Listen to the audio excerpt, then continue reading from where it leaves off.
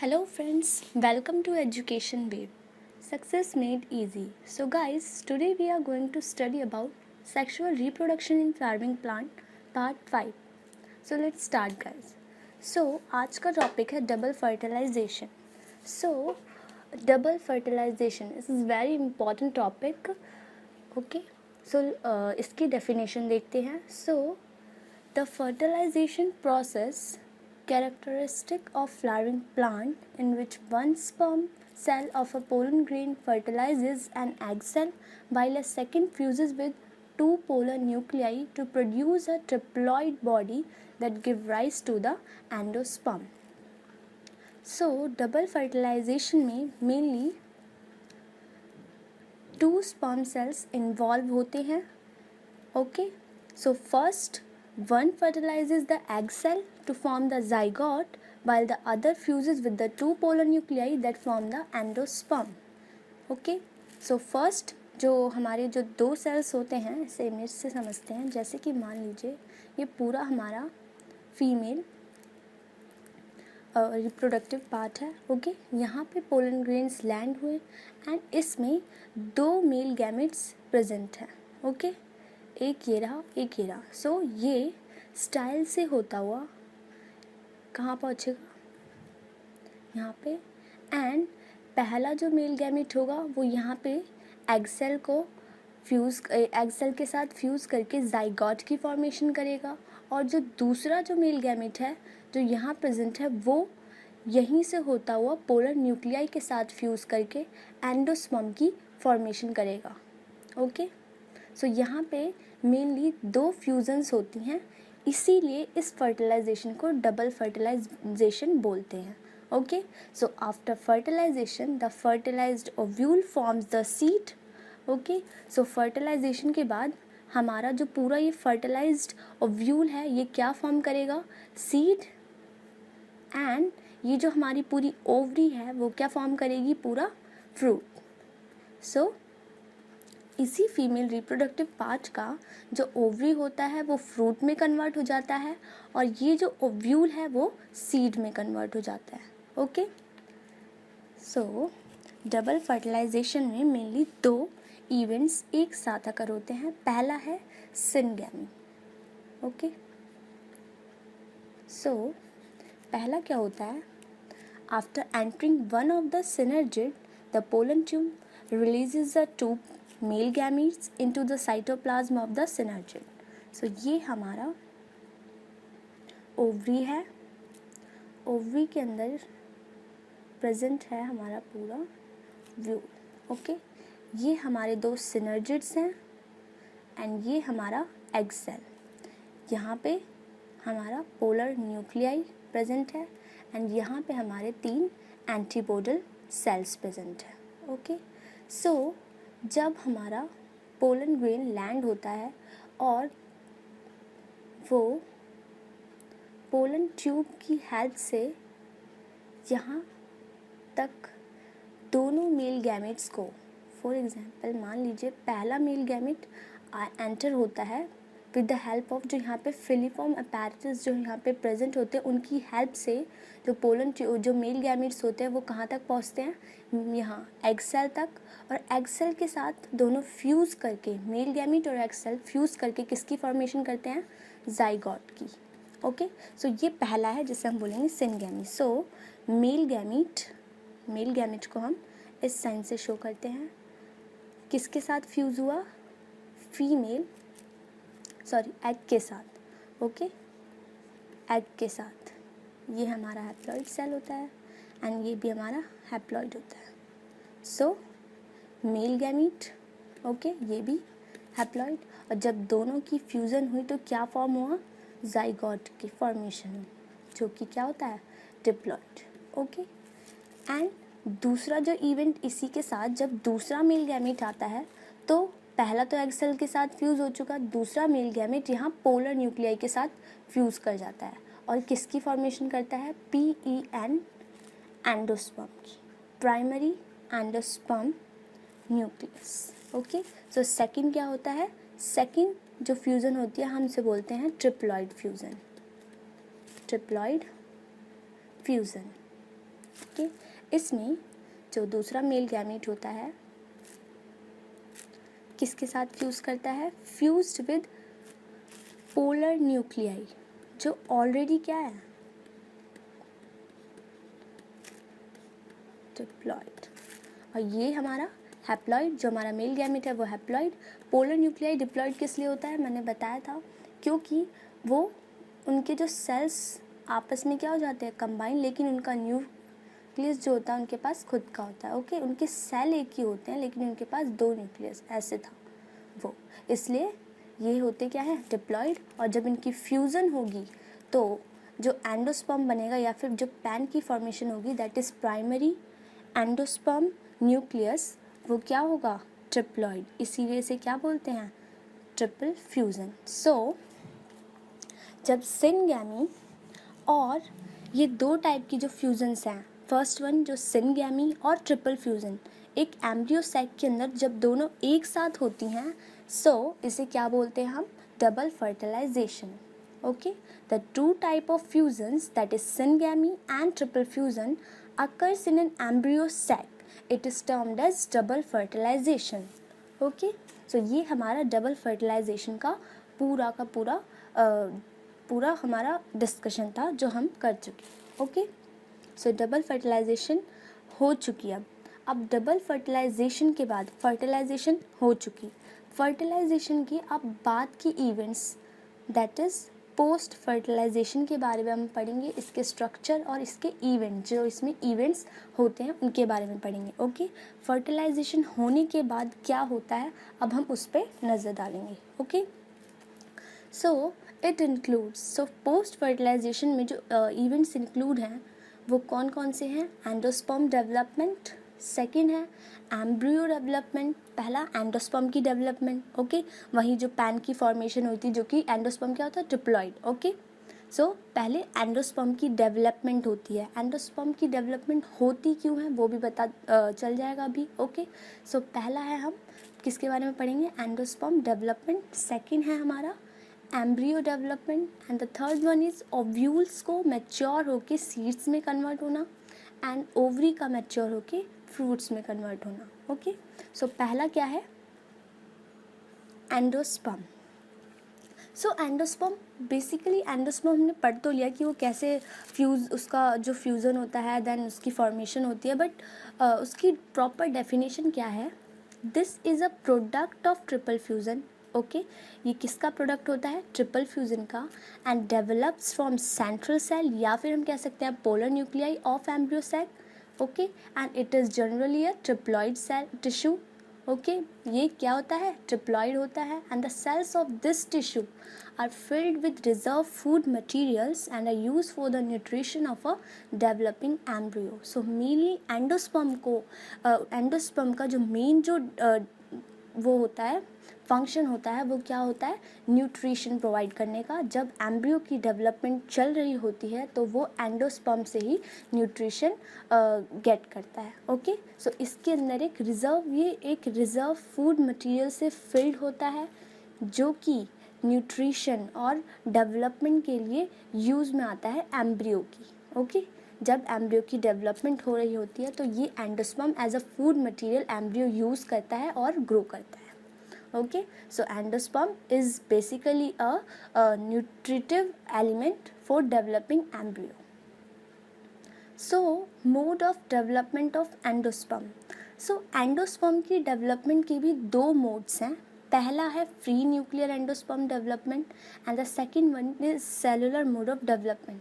सो बहुत सारे फ्रूट में डिफरेंट टाइप ऑफ जो उनकी डेवलपमेंट होती है एंडोस्पर्म की, वो डिफरेंट टाइप्स की देखी गई है। पहली होती है फ्री न्यूक्लियर एंडोस्पर्म। कुछ ऐसे जो फ्रूट्स होते हैं उनमें क्या होती है? एंडोस्पर्म की डेवलपमेंट कैसी देखी जाती है? फ्री न्यूक्लियर होता क्या है वो भी पता लगेगा। And second one is cellular mode of development. Okay, example देखते हैं, coconut water from tender coconut. जो टेंडर कोकोनट होता है ना, उसके अंदर ये दोनों ही टाइप की एंडोस्पर्म जो डेवलपमेंट होती है, वो दोनों ही टाइप की एंडोस्पर्म डेवलपमेंट देखी जाती है। फॉर एग्जाम्पल हमने टेंडर कोकोनट देख रखा है, उसके अंदर जो होता है, जो पानी होता है, ओके, एंड साइड में एक वाइट कर्नल होता है, वो वाइट कर्नल को भी हम खाते हैं, एंड जो पानी होता है वो भी हमारे यूज़ में आता है। ओके, सो ये जो वाइट कर्नल होता है ना चारों तरफ, ये क्या होता है, जो सेल में कन्वर्ट हो चुका है उससे क्या बोलते हैं हम, वो पूरा एंडोस्पर्म है। जो ये वाटर होता है कोकोनट के अंदर वो भी एंडोस्पर्म ही है। ओके, और जो वाइट वाइट कलर का उसके चारों तरफ होता है वो भी एंडोस्पर्म है। लेकिन ये दोनों डिफरेंट टाइप्स के क्यों हैं, क्योंकि जो वाइट कर्नल होता है वो सेलुलर मोड ऑफ डेवलपमेंट है एंडोस्पर्म का। ओके, वो सेलुलर मोड ऑफ डेवलपमेंट है एंडोस्पर्म का। और जो ये वाटरी टाइप का जो लिक्विड इसके अंदर है वो क्या है, हमारा free nuclear endosperm development. Okay, सो कोकोनट में दोनों ही तरीके की एंडोस्पर्म डेवलपमेंट देखने को मिलती है। वो वाइट कर्नल कैसा होता है, सेलुलर एंडोस्पर्म बोलते हैं जिसे हम, जो कि सेल्स में ऑलरेडी कन्वर्ट हो चुका है। और जो बीच में जो वो वाटर होता है कोकोनट का, वो क्या होता है, free nuclear endosperm which is made up of thousands of nuclei. Okay, so ये हमारे दो मोड ऑफ डेवलपमेंट थे एंडोस्पर्म के। नेक्स्ट टॉपिक है हमारा fate of endosperm. Endosperm is meant for the nourishment of the embryo. There are two possibilities.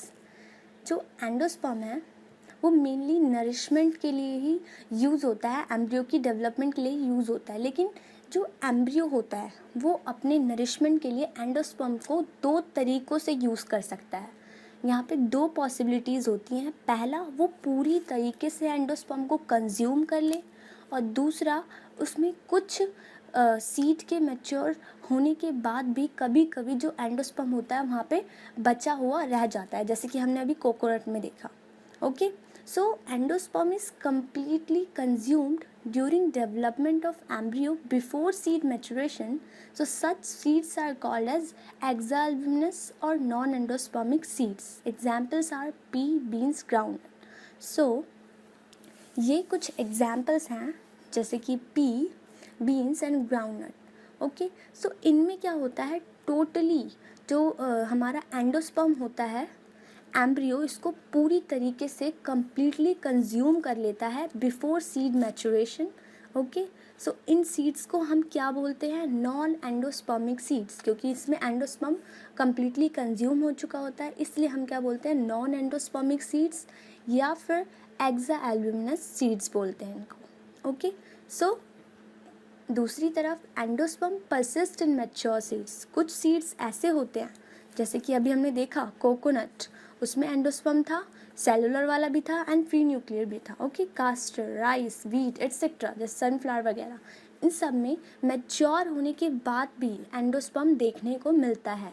तो इन seeds को हम क्या बोलते हैं, एंडोस्पर्मिक सीड्स, क्योंकि एंडोस्पर्म इसमें होता है, या फिर हम कह सकते हैं एल्ब्यूमिनस। ओके, सो ये हमारे एंडोस्पर्म दो तरीक़ों से जो पॉसिबिलिटीज़ होती हैं जो फाइंड होती है सीड्स में, वो दो तरीके की होती है। पहला, वो टोटली कंज्यूम भी हो सकता है, जैसे कि एग्जांपल्स है पी, बीन्स, ग्राउंडनट, एंड वो परसिस्ट भी कर सकता है, मैच्योर होने के बाद भी उनमें रह भी सकता है एंडोस्पर्म, जिसके एग्जांपल्स है coconut, rice, wheat etcetera. Okay, next topic है हमारा एम्ब्रियो डेवलपमेंट। ओके, अब एम्ब्रियो की डेवलपमेंट तभी हो सकती है जब एंडोस्पर्म की फॉर्मेशन हो। सो एंडोस्पर्म की फॉर्मेशन हो चुकी है हमारी। अब क्या है नेक्स्ट, एम्ब्रियो डेवलपमेंट। अब किसकी डेवलपमेंट होगी, एम्ब्रियो की। Okay, so embryo develops at micropylar end of the embryo sac where the zygote is situated. Okay, zygote divides only after the formation of endosperm. And the third one, in early stages of embryo development, that is embryogeny, are similar in both monocotyledons and dicotyledons. So guys, जो embryo development होती है वो कहाँ पे होती है, micropylar end of the embryo sac where the zygote is situated. The zygote gives rise to the proembryo and subsequently to the globular heart-shaped and mature embryo. So यहाँ पे क्या बोला जा रहा है कि जो एम्ब्रियो होता है वो कहाँ पे, कौन से एंड पे डेवलप करता है, वो माइक्रोपाइलर एंड पे डेवलप करता है जहाँ पे जाइगोट सिचुएटेड होता है, ऑब्वियसली जहाँ पे जाइगोट सिचुएटेड होता है। ओके, सो ये हमारा क्या है, हमारा ओव्यूल का स्ट्रक्चर है। ओके, ये हमारा पूरा ओव्यूल का स्ट्रक्चर है। अब बीच में हमारे पैन की फॉर्मेशन हो चुकी है, ऊपर हमारा चैलिज़ा एंड है और यहाँ पे हमारा माइक्रोपाइलर एंड है जहाँ पे जाइगोट सिचुएटेड है। और जो दो सिनर्जिड्स होते हैं और ऊपर जो एंटीपोडल होते हैं, सॉरी मैं बताना भूल गई, ये क्या हो जाते हैं, डीजनरेट। ओके, जब मेल गैमेट अंदर एंटर होके जाइगोट और एंडोस्पर्म या फिर पैन की फॉर्मेशन कर चुका होता है तो एंटीपोडल और जो बाकी दो जो सिनर्जिड्स होते हैं वो क्या हो जाते हैं, डीजनरेट। ओके, सो अब क्या होगा, embryo develops at micropylar end, जो जाइगोट होता है वो यहीं पे ही होता है। ओके, जाइगोट की फॉर्मेशन, सो ये कहाँ पे है, माइक्रोपाइलर एंड पे। सो एम्ब्रियो भी, अब जाइगोट से एम्ब्रियो की डेवलपमेंट भी कहाँ होती है, माइक्रोपाइलर एंड पे ही होती है of the embryo sac where the zygote is situated, जहाँ पे वो सिचुएटेड होता है माइक्रोपाइलर एंड पे, वहीं पे एम्ब्रियो की डेवलपमेंट होती है। Then zygote divide only after the formation of endosperm. Okay, हमें ये पता चल गया कि एंडोस्पर्म जब तक नहीं होगा डेवलप तब तक जाइगोट की फॉर्मेशन हो ही नहीं सकती, क्योंकि उसे फूड की, एक न्यूट्रिशन की ज़रूरत होती है एम्ब्रियो की डेवलपमेंट के लिए। तो जब तक एंडोस्पर्म नहीं होगा तब तक वो डेवलप नहीं कर सकता। Okay, so in early stages, जो स्टार्टिंग की जो स्टेजेस होती है एम्ब्रियो डेवलपमेंट की, जिसे हम क्या बोलते हैं, एम्ब्रियोजेनी, वो सेम होती हैं, चाहे वो मोनोकोटिलिडन्स हो या डाइकोटिलिडन्स। ओके, मोनोकोटिलिडन्स पता है आपको। ओके, मोनोकॉट सीड्स होते हैं, एक डाइकॉट सीड्स होते हैं, ये हम पढ़ चुके हैं। ओके, सो पहले की स्टार्टिंग की स्टेजेस में जो एम्ब्रियो डेवलपमेंट होती है, जिसे हम एम्ब्रियोजेनी बोलते हैं, वो स्टार्टिंग की स्टेजेस में दोनों तरीके, चाहे वो मोनोकोटिलिडन्स सीड्स हो या फिर डाइकोटिलिडन्स, इन दोनों में ही क्या होती हैं, सिमिलर होती हैं। बाद में हाँ चेंज हो सकता है, बट स्टार्टिंग अर्ली स्टेजेस में ये दोनों ही जो एम्ब्रियो डेवलपमेंट की जो स्टेजेस होती हैं वो सेम होती है। Okay, so zygote give rise to the pro-embryo and subsequently to the globular and heart-shaped and then mature embryo. So zygote की जो डेवलपमेंट होती है इमेज से समझते हैं। ओके, अब जाइगोट की फॉर्मेशन यहाँ पे हो चुकी है। ओके, यहाँ पे बीच में कहीं पैन होगा जो कि वो यूज़ करके अब मतलब एंडोस्पर्म होगा, या हम उसका पैन भी बोल सकते हैं। ओके, उसको यूज़ करके अब वो डिवाइड कर रहा है। सो पहले ये रहा हमारा जाइगोट। अब जाइगोट किस में चेंज हुआ, 2 सेल स्टेज में। ओके, इसने डिवाइड करके 2 सेल स्टेज बनाई। ओके, अब इस वाली स्टेज को क्या बोलते हैं हम, ग्लोबुलर एम्ब्रियो। ओके, इनके सीरीज़ वाइज आप लर्न कर लेना कि पहले कौन सा स्टेज आता है देन बाद में कौन सा, क्योंकि एग्जाम में पूछा जाता है कि पहले हार्ट शेप्ड एम्ब्रियो फॉर्म होता है या फिर ग्लोबुलर या फिर। ओके, सो सेकेंड होता है हमारा 2 cell stage, then 2 cell stage के बाद कौन सी फॉर्मेशन होती है हमारी, ग्लोबुलर एम्ब्रियो। ये हमारी क्या है, ग्लोबुलर एम्ब्रियो। देन इसके बाद क्या होता है, हार्ट शेप्ड एम्ब्रियो में ये फॉर्म हो जाता है। ये रहा हमारा एग्जाम्पल। ओके, एंड देन ये कम्प्लीटली मैच्योर एम्ब्रियो में कन्वर्ट हो जाता है। ये है हमारे दोनों कॉटिलिडन्स, ये है हमारा प्रिम्यूल। ओके, ये हमारा रेडिकल जो कि रूट्स फॉर्म करेगा आगे, ये हमारा प्रिम्यूल जो कि शूट को करेगा। ओके, सो ये हमारे सस्पेंस है, ये जो हमारा ये पूरा स्ट्रक्चर है हमारा किसका, ये वाला जो पूरा स्ट्रक्चर है वो कौन सा है हमारा, मैच्योर एम्ब्रियो का। सो पहले जाइगोट, देन जाइगोट से 2 cell stage, then globular embryo, then heart shaped embryo and then mature embryo में ये कन्वर्ट हो चुका है। ओके, नेक्स्ट हमारा टॉपिक है मोनोकोटिलिडन्स एम्ब्रियो। सो दोनों में अब हम देखेंगे। सो मोनोकोटिलिडन्स एम्ब्रियो का स्ट्रक्चर देखते हैं। ओके, ये है हमारा मोनोकोटिलिडन्स। सो embryonal axis, it is the main axis of the embryo which divides it into different regions. So embryonal axis होता क्या है, ये एक मेन एक्सिस होता है ऑफ द एम्ब्रियो जो कि इसे डिफरेंट रीजन्स में डिवाइड करता है। ओके, नेक्स्ट है हमारा कॉटिलिडन्स। सो गाइस, कॉटिलिडन्स जानना बहुत इंपॉर्टेंट है। सो बेसिकली कॉटिलिडन होता क्या है, so cotyledon is an embryonic leaf in seed bearing plant, one or more of which are the first leaves to appear from a germinating seed. It is termed as scutellum. So ये mainly जो cotyledons होते हैं वो होते क्या हैं, for example मान लीजिए ये हमारा हमने सीड यहाँ पे ग्रो करने के लिए रखा। सो स्टार्टिंग में आपने देखा होगा, स्टार्टिंग में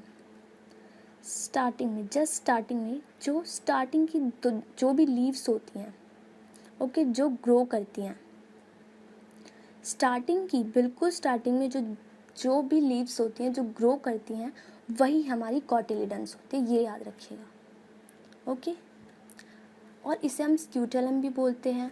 इनके अंदर क्या होता है ना, बेसिकली इनके अंदर फूड रिजर्व होता है जो प्लांट ग्रोथ करने के लिए यूज़ करता है, क्योंकि अभी तो ये प्लांट छोटा है एंड फोटोसिंथेसिस, जब तक ये फोटोसिंथेसिस नहीं करता वो इस कॉटिलिडन की हेल्प से जितना भी इस कॉटिलिडन के अंदर जो फूड रिजर्व होता है वो यूज़ करता है और फिर ग्रोथ करता है आगे।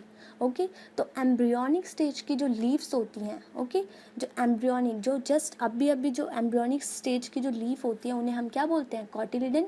और इनके अंदर क्या होता है, फूड रिजर्व होता है जो ये जब इसकी ग्रोथ होगी तो वो यूज़ करता है आगे जर्मिनेट होने के लिए। जब सीड जर्मिनेट होगा तो ये जो लीव्स होती हैं वो उसकी हेल्प करती हैं और इसके अंदर जो फूड रिजर्व्ड होता है वो उसकी हेल्प से ग्रोथ करता है। ओके, सो मेनली कॉटिलिडन्स क्या होती है, एम्ब्रियोनिक स्टेज की जो लीफ होती हैं और इन्हें हम स्क्यूटेलम भी बोलते हैं। ओके, नेक्स्ट है हमारा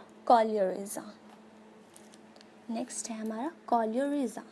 सो it is a sheath enclosing radicle. पहले जान लीजिए रेडिकल क्या होता है। Radicle, it is the first organ to appear when a seed germinates, it grows downward into the soil. So पहले क्या होता है, अगर आपने कोई भी सीड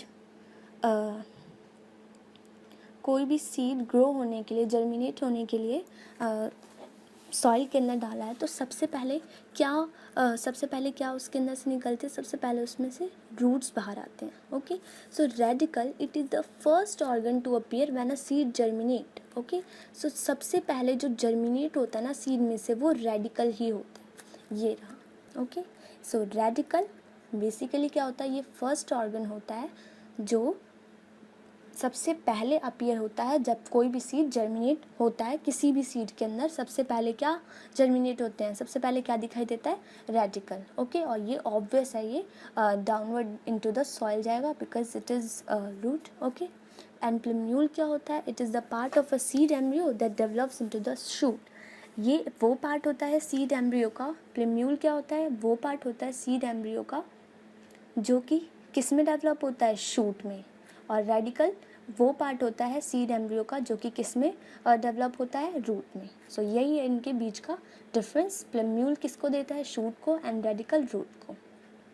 सो जो रेडिकल की जो शीथ होती है, जो रेडिकल के चारों तरफ एक शीथ होती है जो इसे प्रोटेक्ट करती है, जो इसे एनक्लोज करती है, वो क्या होती है, कॉलियोरिज़ा। ओके, सो जो रेडिकल की शीट होती है उसे हम बोलते हैं कॉलियोरिज़ा। ओके, जो कि नीचे प्रेजेंट होती है। एंड जो प्लम्यूल की जो शीट होती है, जो प्लम्यूल को एनक्लोज करती है, वो कौन सी होती है, कॉलियोप्टाइल। ओके, सो एम्ब्रियोनल एक्सिस जो उसे डिफरेंट रीजन्स में डिवाइड करता है। मेन एक्सिस होता है एम्ब्रियो का कॉटिलिडन्स, स्टार्टिंग की जो लीव्स होती हैं जो कि फूड अपने अंदर रिजर्व करके रखती हैं, जिसे हम स्क्यूटेलम भी बोलते हैं। ओके, एंड कॉलियोरिज़ा जो कि रेडिकल को एनक्लोज करने वाली शीथ होती है। कॉलियोप्टाइल जो प्लम्यूल को एनक्लोज करने वाली शीट होती है। एंड प्लम्यूल वो पार्ट होता है सीड एम्ब्रियो का जो आगे चल के डेवलपमेंट के टाइम पे शूट में कन्वर्ट होता है। एंड रेडिकल वो पार्ट होता है, वो ऑर्गन होता है जो कि डाउनवर्ड द सॉइल जाता है, दैट इज़ रूट्स। ओके, ये एग्जाम्पल है हमारा, ये पिक्चर है, ये रहा, यहाँ पे हमारी रेडिकल है, रूट कैप, और ये रही वो शीथ कॉलियोरिज़ा। ओके, एंड सिमिलरली जब कॉलियोप्टाइल यहाँ है तो यहीं पे आसपास क्या होगा, हमारा प्लम्यूल होगा। ओके, एंड ये है हमारा scutellum that is cotyledon. Okay, so ये है हमारी पहली लीफ होगी जो जर्मिनेट होगी और इसके अंदर वो फूड रिजर्व होगा। ओके, ये हमारा मोनोकॉटिलिडन्स एम्ब्रियो का पूरा स्ट्रक्चर था। नाउ सेकंड है हमारा डाइकॉटिलिडन्स एम्ब्रियो, उसके स्ट्रक्चर के बारे में पढ़ते हैं। ओके, एम्ब्रियोनल एक्सिस दोनों में सेम होती है। It is the main axis of the embryo which divides this into two regions. Okay, cotyledons ये भी सेम ही रहेगा। It is the first leaf that germinates. Okay, it is filled with stored food that the plant use before it begins photosynthesis. So जब तक वो photosynthesis वो plant नहीं कर रहा, तब तक लीव जो प्लांट होता है उसको जर्मिनेट करने के लिए कुछ एनर्जी की ज़रूरत पड़ती है, कुछ फूड की ज़रूरत पड़ती है, जो कि कहाँ स्टोर होता है, इस कॉटिलिडन के अंदर। ओके, ये रहा हमारा, मान लीजिए ये हमारा पूरा सीड था, ये हमारा मान लीजिए यहाँ से जो स्टार्टिंग की ये 2 कॉटिलिडन्स निकले, ये हमारी पूरी लीफ है। ओके, एंड ये वो रेडिकल जो कि आगे किसको डेवलपमेंट करेगा, रूट्स की। एंड ये रहा हमारा प्रिम्यूल जो किसकी डेवलपमेंट करेगा, शूट की। ओके, इससे प्रिम्यूल को हम फ्यूचर शूट भी कहते हैं, एंड रेडिकल को फ्यूचर रूट के भी नाम से जानते हैं। ओके, सो कॉटिलिडन्स, ये हमारे दोनों कॉटिलिडन्स थे इमेज में। एपिकोटाइल, ओके, डाइकोटिलिडन्स एम्ब्रियो में एक टर्म है epicotyl. So epicotyl, it is a part of embryonal axis present above the cotyledon and it terminates at the plumule. So epicotyl एक एम्ब्रियोनल एक्सिस का एक पार्ट है above the cotyledon, cotyledon के ऊपर का part, and it terminates at the plumule. तो ये कहाँ से टर्मिनेट्स होता है, प्लूम्यूल से। ओके, सो यहाँ पे कहीं प्रेजेंट होगा epicotyl and hypocotyl. It is अ, ये भी एक किसका पार्ट है, एम्ब्रियोनल एक्सिस का ही पार्ट है, जो कि कॉटिलिडन के नीचे प्रेजेंट है, यहाँ कहीं प्रेजेंट है, and it terminates at the radical. और कहाँ से टर्मिनेट होगा, रेडिकल से। ओके, एपिकोटाइल एम्ब्रियोनल एक्सिस के अबव प्रेजेंट होता है, हाइपोकोटाइल नीचे प्रेजेंट होता है, और जो एपिकोटाइल होता है जो वो कहाँ से टर्मिनेट होता है, प्रिम्यूल से, और हाइपोकोटाइल कहाँ से टर्मिनेट होता है, रेडिकल से। इनके बीच में 2 डिफरेंसेस भी आते हैं, तो आप ये लिख सकते हैं कि हाइपोकोटाइल एम्ब्रियोनल एक्सिस के अबव प्रेजेंट होता है, ओके, कॉटिलिडन के अबव प्रेजेंट होता है, और कहाँ से टर्मिनेट होता है, प्रिम्यूल से, और हाइपोकोटाइल कहाँ से, एम्ब्रियोनल एक्सिस के बिलो द कॉटिलिडन प्रेजेंट होता है, और it terminates at the radical. और रेडिकल क्या होता है, हमने पढ़ा, फ्यूचर रूट भी कहते हैं, जिसे हम रूट टिप भी कह सकते हैं, एंड प्रिम्यूल शॉर्ट टिप। ओके, ये हमारा पूरा क्या है, dicot seed. Okay, next topic है हमारा सीड। ओके, सो हमारा एम्ब्रियो की डेवलपमेंट भी हो चुकी। Okay, so what is seed. अब सीड के बारे में भी हमें थोड़ा सा डिटेल में पढ़ना है। A fertilised ovule is called a seed. So fertilised ovule जो ओव्यूल होता है, जो फर्टिलाइज्ड हो चुका है, उसे हम क्या बोलते हैं, seed. And seeds may be endospermic, बताया था, जिसमें एंडोस्पर्म प्रेजेंट हो even after the maturation of seed. Okay, so endospermic या फिर एल्ब्यूमिनस सीड, जिसके एग्जाम्पल भी बताए थे, वीट, मेज, ओके, सनफ्लावर, कोकोनट, कास्टर, जो भी थे। एंड सेकंड क्या है हमारा, नॉन एंडोस्पर्मिक, जिसमें एंडोस्पर्म नहीं प्रेजेंट होता, that is pea, bean, groundnut, and perispermic seed. एक और सीड होता है जिसे हम बोलते हैं perispermic seed. So perispermic seed क्या होता है, seeds in which remains of nucellus is seen, जिसके अंदर न्यूसेलस देखा जाता है, वो सीड जिसके अंदर न्यूसेलस देखा जाता है, जिसके एग्जाम्पल्स है ब्लैक पेपर और beet. Okay, so the residual persistence nucellus is called perisperm. बचा हुआ जो न्यूसेलस होता है हम उसे क्या बोलते हैं, पेरिस्पर्म। और उन सीड्स के अंदर, जिन सीड्स के अंदर न्यूसेलस देखा जाता है, हम उन सीड्स को बोलते हैं पेरिस्पर्मिक सीड्स। ओके, सीड का जो स्ट्रक्चर होता है, seed consist of seed coat and endosperm. Endosperm present है या एब्सेंट है, ज़रूर हो भी सकता है कि उसके अंदर प्रेजेंट हो और एब्सेंट भी हो सकता है। ओके, एंड सीड कोट से साफ पता लग रहा है, एक protective layer. Okay, so it is formed from integument of ovule. मैंने बताया था जब हम ओव्यूल का स्ट्रक्चर पढ़ रहे थे, तो ये हमारा था ओव्यूल, इसके चारों तरफ एक प्रोटेक्टिव सी लेयर थी। ओके, जो क्या थी, इंटीग्यूमेंट थी। ओके, सो जो सीड कोट होता है, जो प्रोटेक्शन होता है हमारा, जो ये जो सीड कोट है, ये ब्राउन, ये है हमारा पूरा। ओके, ये बाहर की जो आउटर कवरिंग है, ये क्या है, सीड कोट। सो ये किससे फॉर्म हुई है, इंटीग्यूमेंट से। Okay, so its function is to give protection to the embryo. So इसका जो मेन फंक्शन क्या होता है, एम्ब्रियो की प्रोटेक्शन करना। ओके, और ये किसने 2 लेयर्स में डिवाइडेड है। आउटर लेयर को हम क्या बोलते हैं, टेस्टा। आउटर लेयर को क्या बोलते हैं, टेस्टा। और इसके अंदर जो इनर लेयर होगी उसको हम क्या बोलेंगे, टेगमेन। अंदर की जो लेयर होगी, इसको हटाने के बाद जो इनर लेयर होगी उसको हम क्या बोलेंगे, tegmen. Okay, the micropylar as a small pore in the seed coat. And हाँ, सीड में कन्वर्ट हो जाने के बाद भी जो माइक्रोपाइल एंड जो हमेशा ओपन होता है, ओके, एक स्मॉल पोर हमेशा ओपन रहता है। क्यों? क्योंकि सीड को जर्मिनेट होने के लिए जब हम उसे ज़मीन के अंदर डालते हैं तो हम उसमें पानी देते हैं, तो जब वाटर की उसके अंदर एंट्री हो सके, ऑक्सीजन की एंट्री फैसिलिटेट हो सके उसके अंदर, इसके लिए हम वो छोटा सा जो पोर होता है वो ओपन होता है। Okay, so this facilitate the entry of oxygen and water into seed during germination.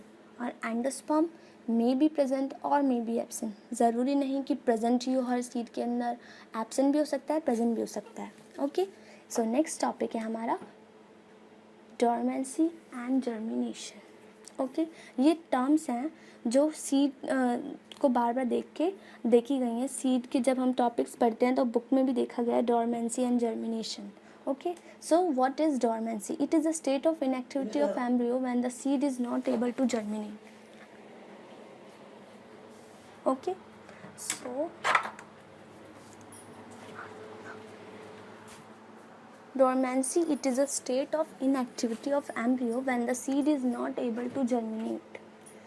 The moisture content of seed decreases and reaches 10 to 15%.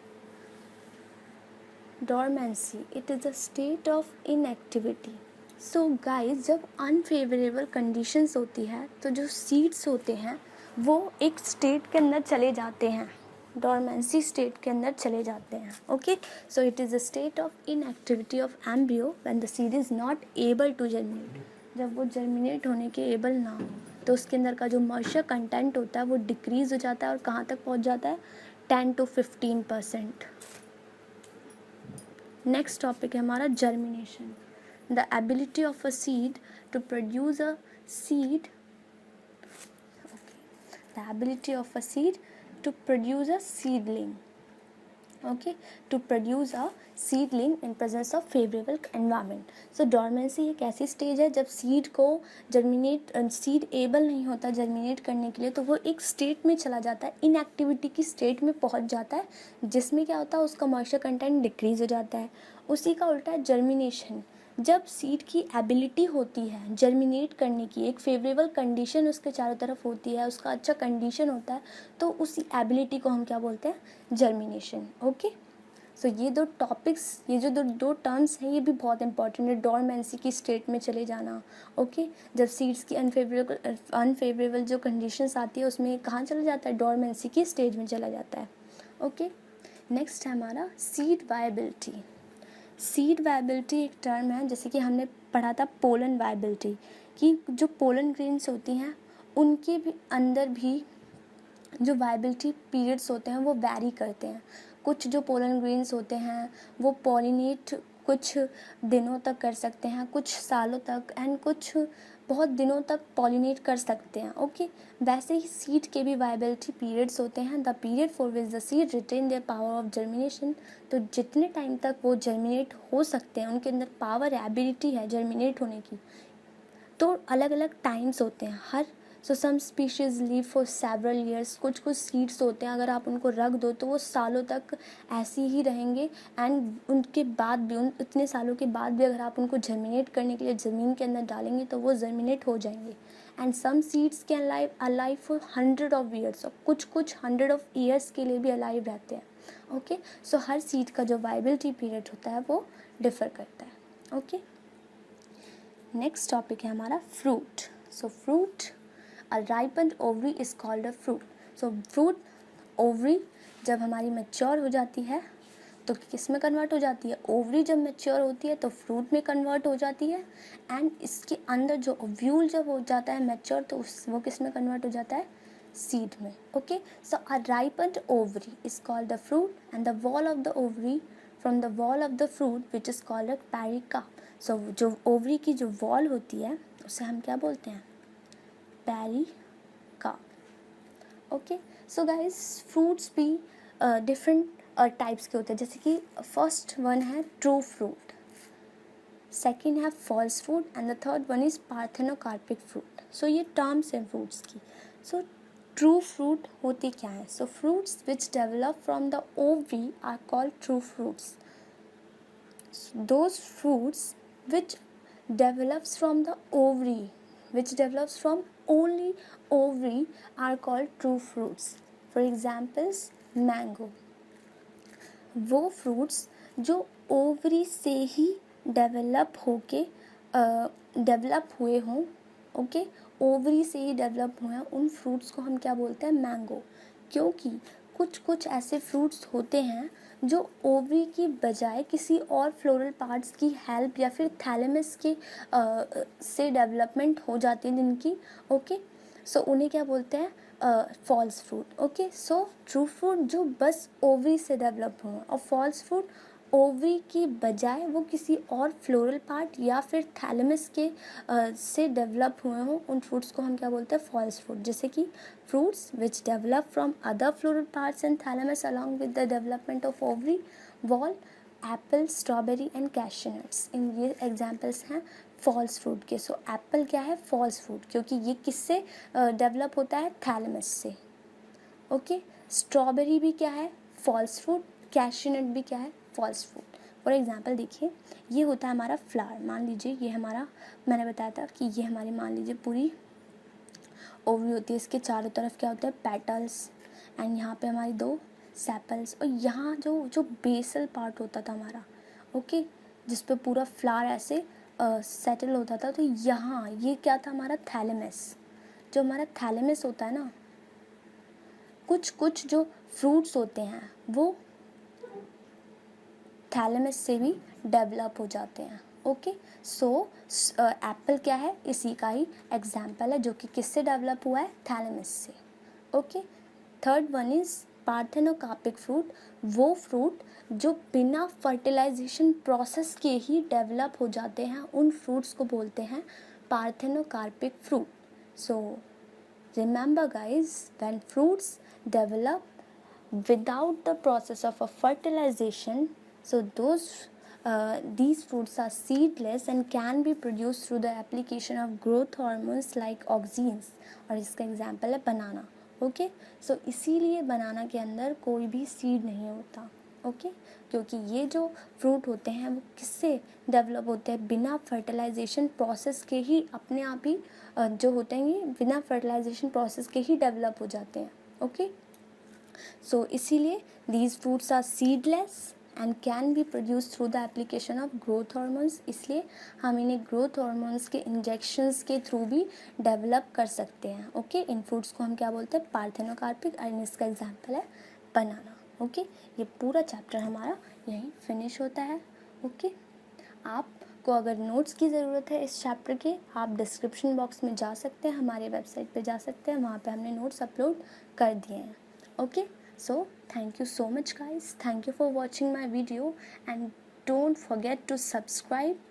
So please subscribe, like also, and comment. Thank you so much.